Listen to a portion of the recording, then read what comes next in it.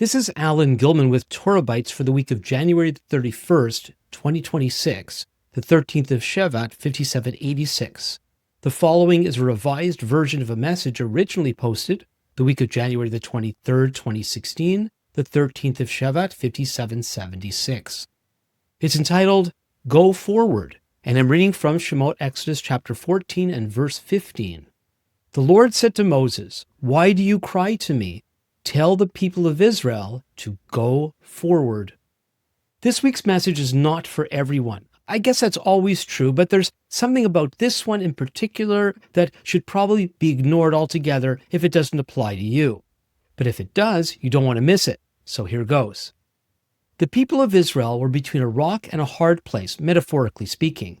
They were actually between an impassable body of water and the Egyptian army, which was keen to drag them back to Egypt. An interesting interchange ensues between Moses and God. Well, actually, it's not an interchange. The people freak out, thinking that they're about to be slaughtered. Moses reassures them, but then God tells Moses what to do, contradicting him in the process. Let's look at this more closely.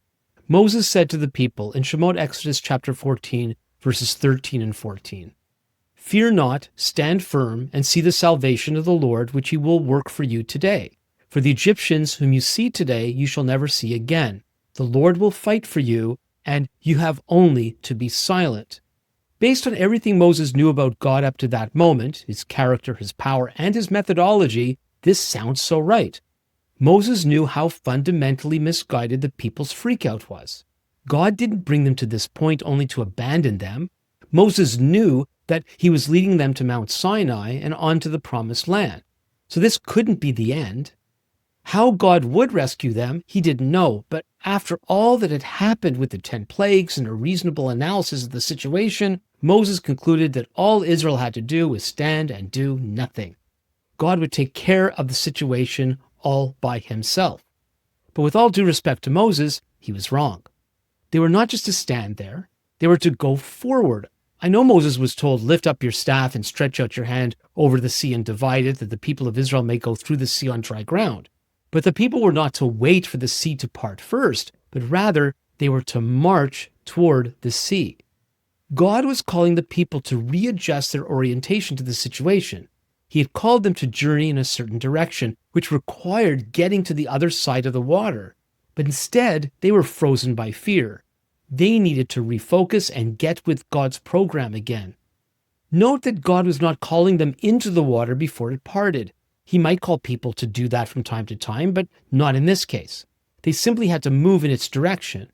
He also didn't order them to turn around and confront the enemy nipping at their heels. The day would come when Israel would engage in battle, but not now. In this situation, they were to go forward. I remember a situation I was in when I was called to go forward. It was nowhere near as drastic as what the Israelites were facing. But for me, at the time, the dynamic was similar. I was at a large leaders' conference, a pretty intense time of seeking God. I was privileged to be part of the core group tasked with discerning direction for the various meetings. I was new to such things and probably a little too excited about it all. In one of the core group meetings, I had a real burden about something. But once I finally had a chance to speak up, I got the impression, right or wrong, that I was out of line. I felt absolutely terrible and embarrassed. I went to my hotel room not wanting to show my face in public again. I'm being only a little overdramatic. As I called out to the Lord in my fear and confusion, I had the clear sense that I needed to go forward. That meant joining the others to face whatever might happen, whatever they might think of me, whatever reprimand I might receive, whatever. I had no guarantee of how God would deal with the scary elements ahead. I had to face them. And as I did, nothing I feared came to pass.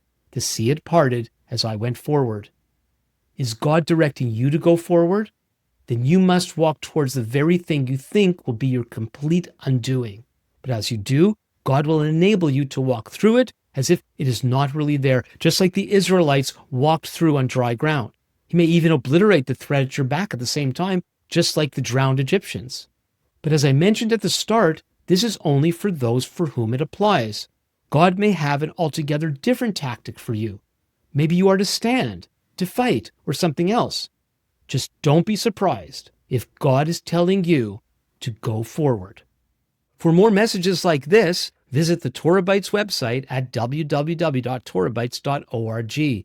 Email your comments and questions to comments@torahbytes.org. And you can follow us on X @TorahBytes. Until next time, this is Alan Gilman with Torah Bytes. Lehitraot.